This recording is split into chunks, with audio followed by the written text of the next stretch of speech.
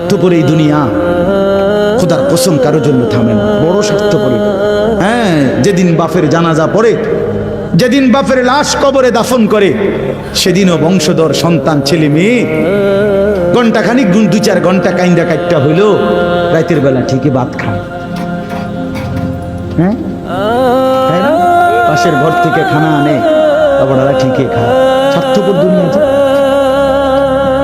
থামে না রে ভাই, থামে না দুনিয়া। ওই জন্য আমাদের কারোর জন্য থামবে না। তুমি আমি মরে গেলে শেষ।